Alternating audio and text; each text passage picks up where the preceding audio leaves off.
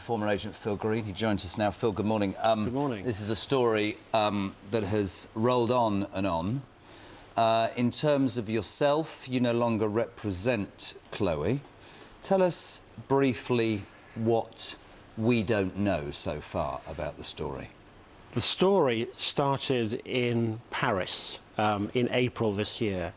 I was contacted by a photographer called Andrea Lazio, Italian photographer based in Paris, who wrote to me and he wanted to book Chloe for a photo shoot for a motorbike company. Mm-hmm.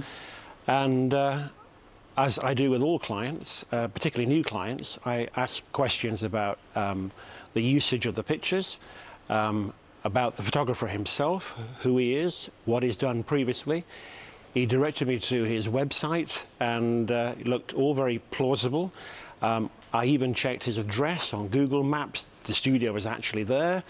And we proceeded then to talk about fees, arrangements for travel, and a hotel for Chloe when she arrived. So you must have felt terrible then when you realised that you'd sent her off unwittingly to be put through this awful ordeal. You must have felt so responsible. Well, of course, I felt responsible in the sense that, you know, I didn't want to send her to the hands of a kidnapper.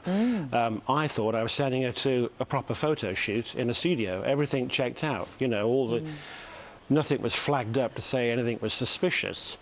But let me go back to this story, because this was supposed to happen in Paris. He aborted the shoot to say that his studio had been ransacked the night before the shoot. And he then proceeded to ring Chloe, and they met. Directly? Directly. Where would he get her number from, then? Well, the number's handed over by us on the day of the shoot. So if either party can't find one another, then at least... Can I... Because I sort of had... I'm being honest, I sort of had last week a view... which changed a little bit when I read the Sunday, but it doesn't change. And I look at you this morning and I actually have a degree of sympathy for you. I didn't think I was going to.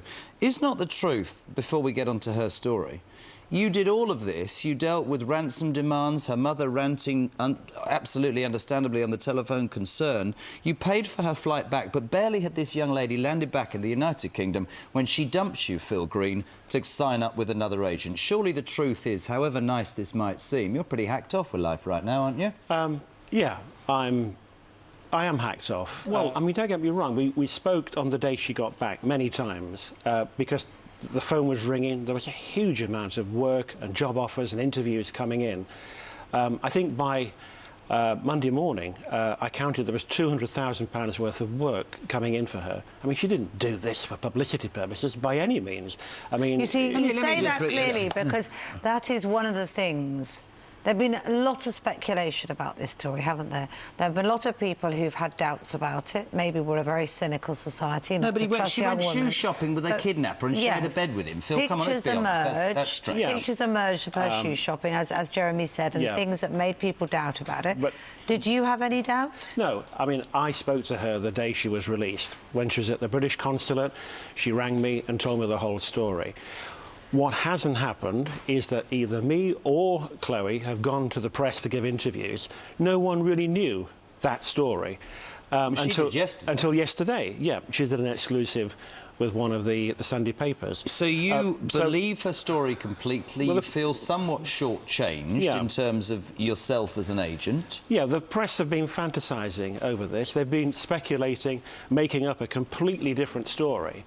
And I'm going to remain staunchly loyal to her. I know she's suffered a terrible ordeal. What does it say? I know there's a message, and I think this is the important thing at the end of this story, whatever your opinion. What is the message to other young aspiring models, Phil? I think the message is to be careful what you put out there. I mean, I wanted everyone to heed a warning about social media. Lots of my models, and probably other young ladies as well, always say what they're doing, where they're going, you know, what time they're going to be there, put pictures when they get there. The problem is, Phil, the worry is that even though you say they should have behaviour warning, yourself have just said that her job offers have gone through the roof. Yeah. The attention has gone through the roof. You said you counted £200,000 worth of work. I'm just wondering if young girls will be thinking, oh, actually, that doesn't sound so bad. Yeah. Well, maybe not get myself kidnapped, but let's take a risk, let's take a gamble on something and go off to a photo shoot because the rewards are so tempting. Yeah, but trust me, I wouldn't be sat here today, and nor would Chloe be giving an interview had it not been for the Italian police giving a press release. She was humiliated by the fact she'd been kidnapped. She'd been through an ordeal, she wanted to forget it and come back home and start her normal modelling life. But the Italian police gave out a press release, gave every detail about the whole situation. And that's you're very loyal to her, aren't you? Of course I am. And that says a lot about you as a man. She wasn't so loyal to you. I just like to say that I'm utterly relieved and delighted to meet you, because when I read the brief at 3:30 this morning, I thought you were that bloke that was to do with the BHS pension scam. But that's Philip Green, not Phil Green. Thank you. I really appreciate your honesty, Phil. Thank you very much indeed. Interesting. It'll roll on, won't it? Good to speak to you.